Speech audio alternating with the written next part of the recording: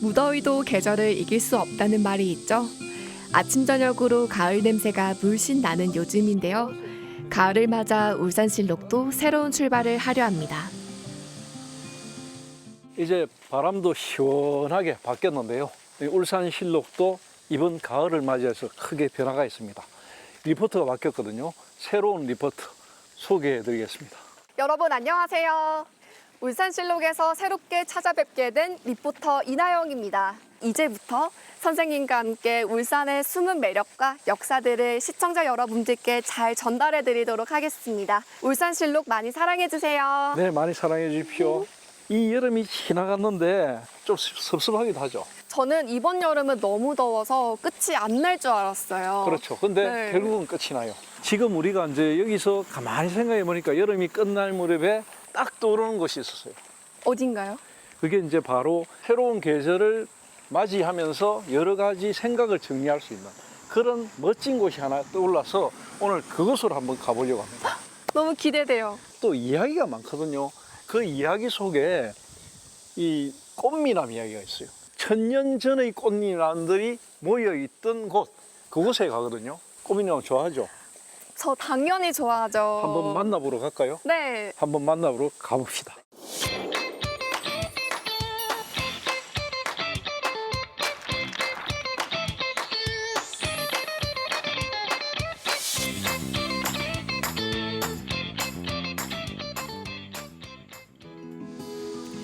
하늘로 쭉쭉 뻗은 푸른 소나무가 멋들어지게 펼쳐진 숲길인데요. 걷기만 해도 힐링이 되는 이곳은 영남 3대 소나무 길 중 하나로 유명합니다.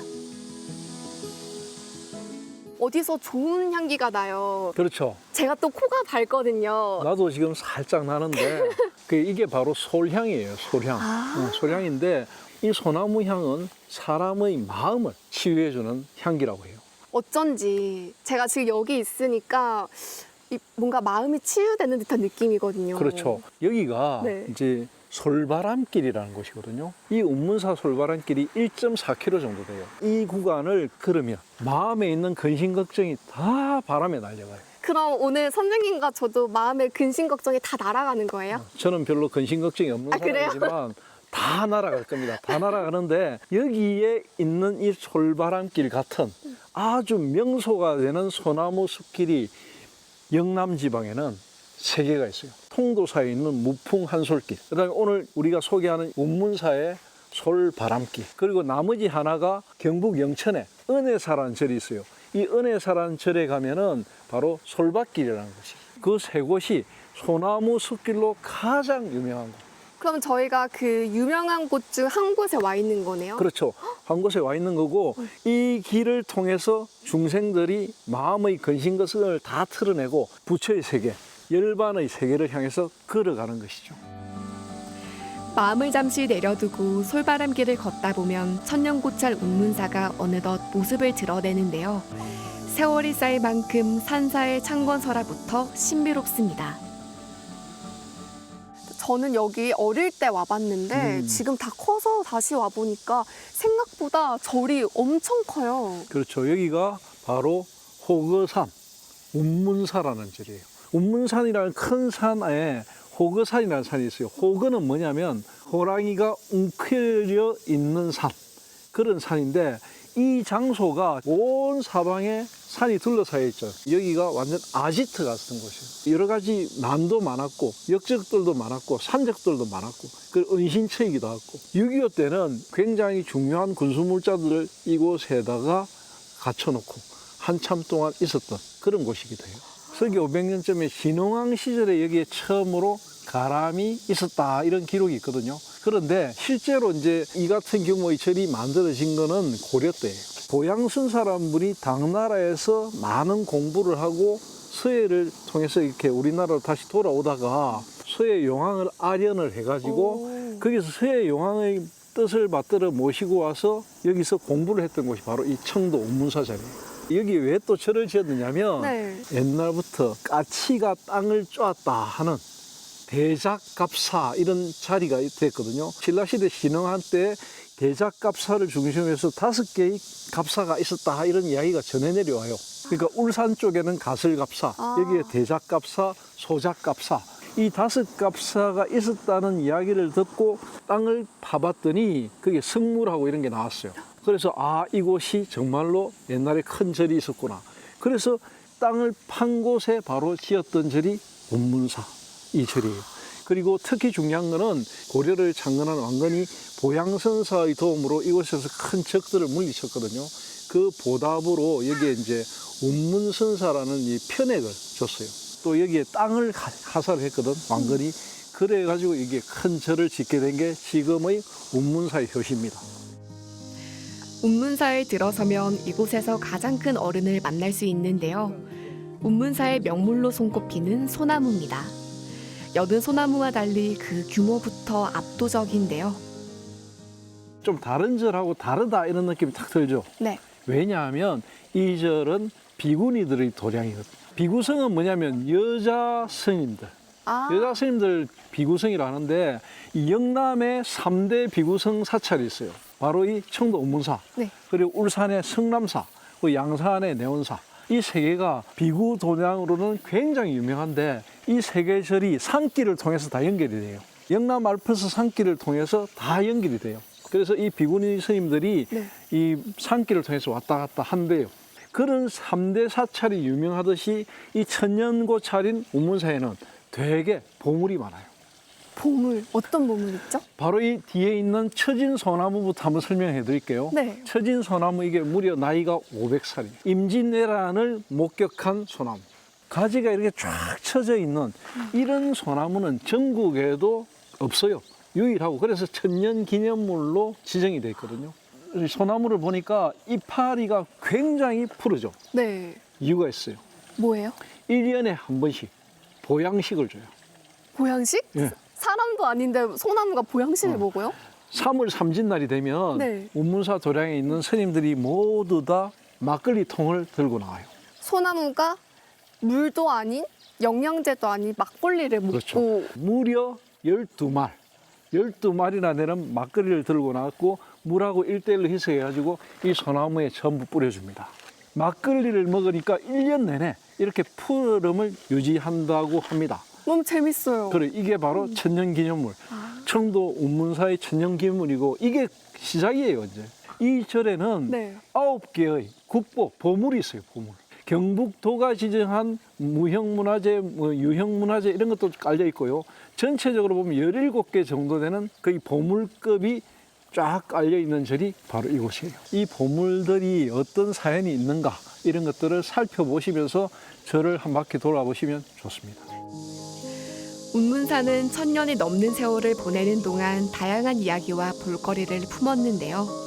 운문사 곳곳에서 사연을 간직한 국가유산을 찾아보는 재미도 있습니다. 아까 보물이 9가지가 된다고 했는데 몇 개만 더 알려주세요. 예, 여기 오면은 이제 여러 가지 보물을 만나는데 특히 이제 통일신라 시대의 석등 굉장히 귀중한 거거든요.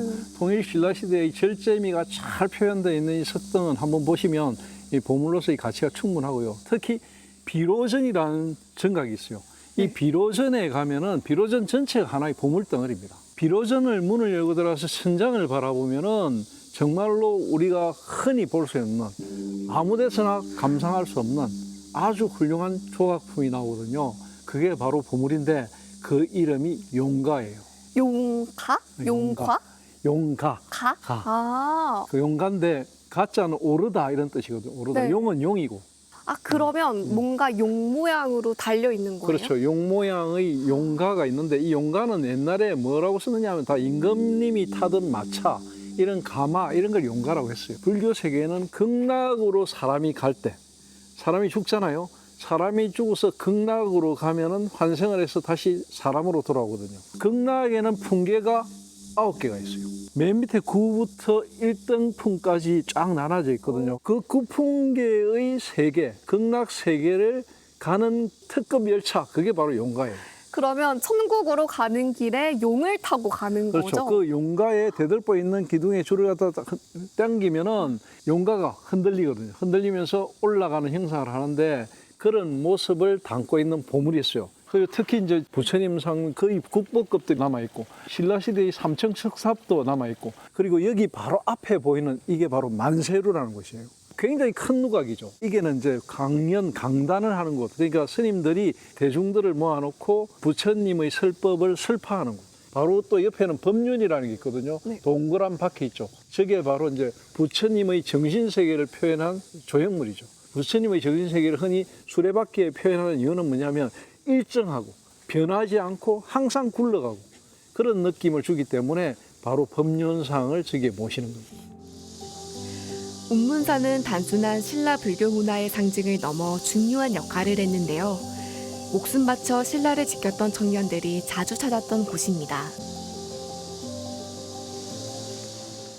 아까 꽃미남들 이야기 하셨는데 전혀 꽃미남들이 보이지 않는데요? 그렇죠. 제가 이야기했던 꽃미남은 이 신라시대, 지금으로부터 2000년 전의 이야기고, 이 운문사가 창국유사라는 네. 책 알죠? 네. 1200년대 그 무렵인데 그때 일영 스님이 여기에 5년 동안 주지를 할 때 바로 상국유사 초안을 작성했다 하거든요. 그러니까 굉장히 의미 있는 거죠. 그 일영 스님이 그때 당시에 상국유사를 기록할 때 적어 놓았던 게 이 절의 화랑, 꽃이라는 이야기들 많이 적어 놨죠.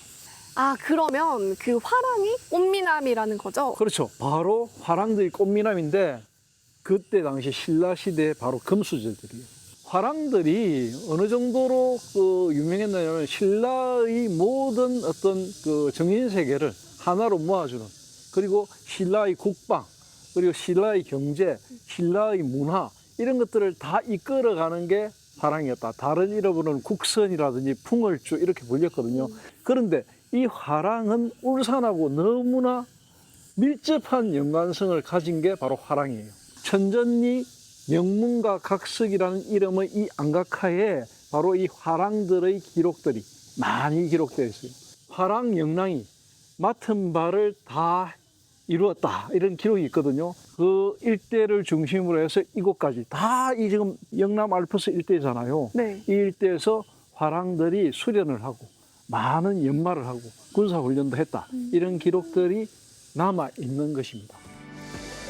신라가 강성한 국가로 성장할 수 있었던 데는 화랑들의 역할이 중요했는데요.